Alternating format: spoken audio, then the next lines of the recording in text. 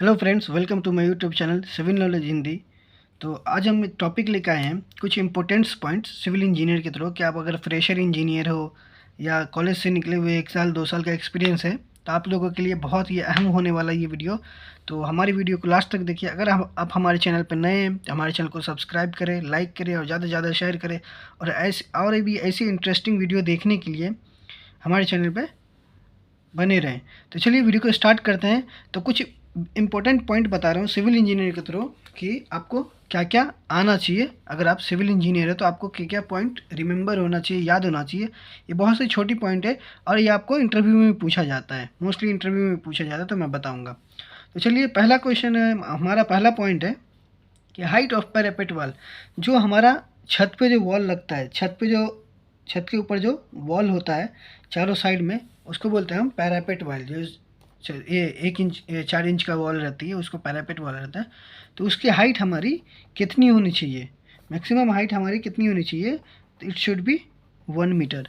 1 metre height हमारी parapet wall की होनी चाहिए। तो उसका दूसरा पॉइंट है थिकनेस ऑफ डीपीसी।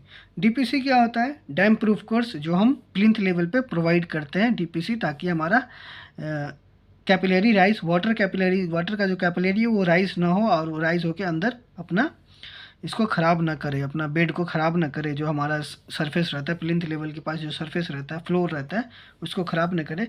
तो डीपीसी का इसका थिकनेस होता है, दिया जाता है 2.5 सेंटीमीटर। और आप ये सेंटीमीटर में, तो आप अगर इंच में, आपको सेंटीमीटर में नहीं पता है, इंच में, तो 1 इंच कम से कम इतना होना ही चाहिए। इससे ज़्यादा होगा अच्छा रहेगा, इससे कम नहीं होना चाहिए। तो तीसरा पॉइंट है हाइट ऑफ बिल्डिंग।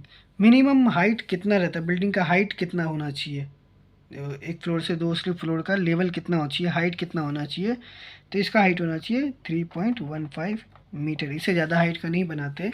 ये रेसिडेंशियल बिल्डिंग के लिए, कॉमर्शियल बिल्डिंग के लिए अलग अलग होता है।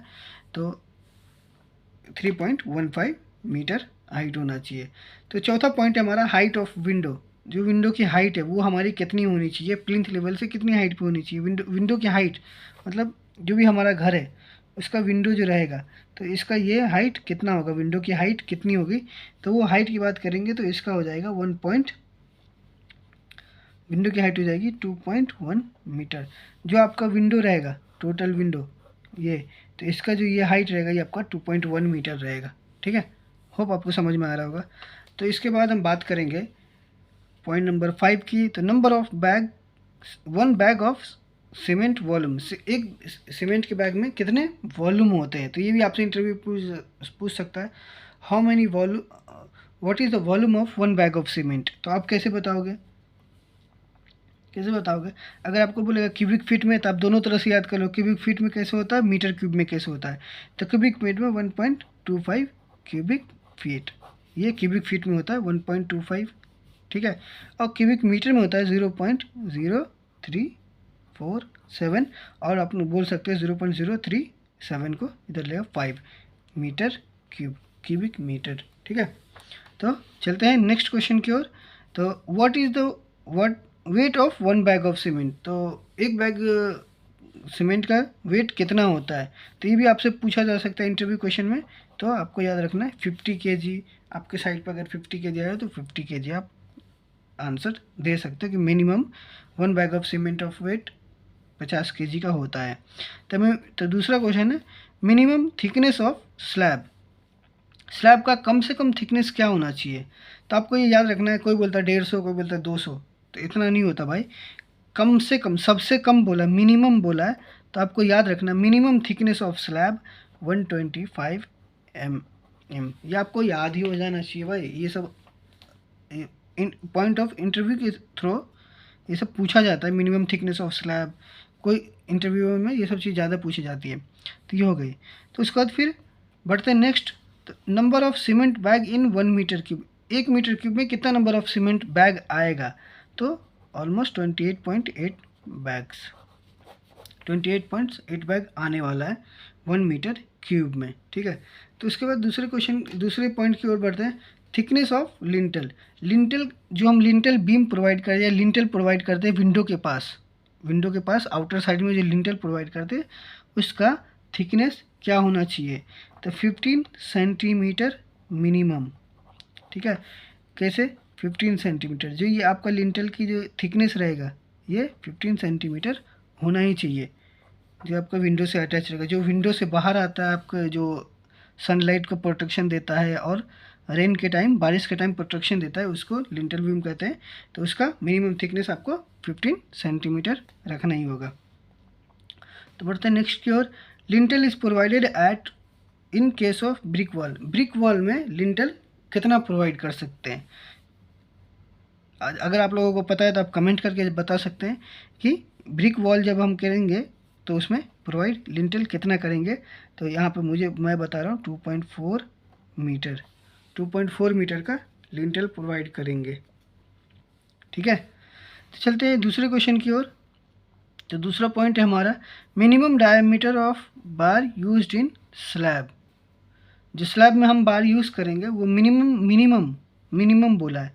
तो आपको याद रखना मिनिमम क्या होता है, मैक्सिमम क्या होता है। मिनिमम सबसे कम, मैक्सिमम सबसे ज़्यादा।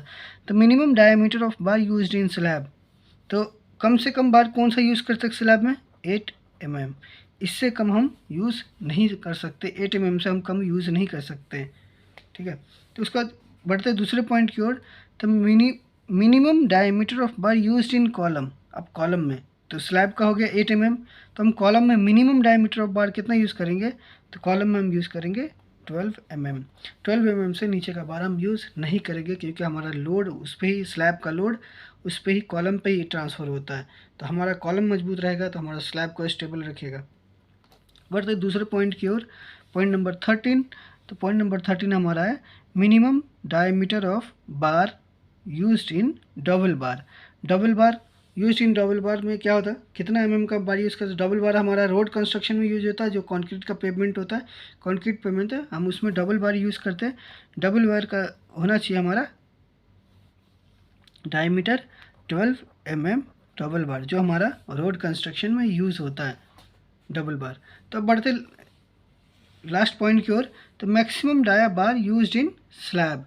तो अब यहाँ पे मैंने दिखाया था आपको minimum diameter bar used in slab 8 mm, maximum dia of bar used in slab. तो इसका कोई फिक्स नहीं है, आपका स्लैब थिकनेस के ऊपर है। तो 1/8 इसका फार्मूला बता दे रहा हूँ मैं, आप इससे कैलकुलेट कर सकते हो कि आपको कितने mm का मैक्सिमम डाया ऑफ बार देना है। तो इंटू थिकनेस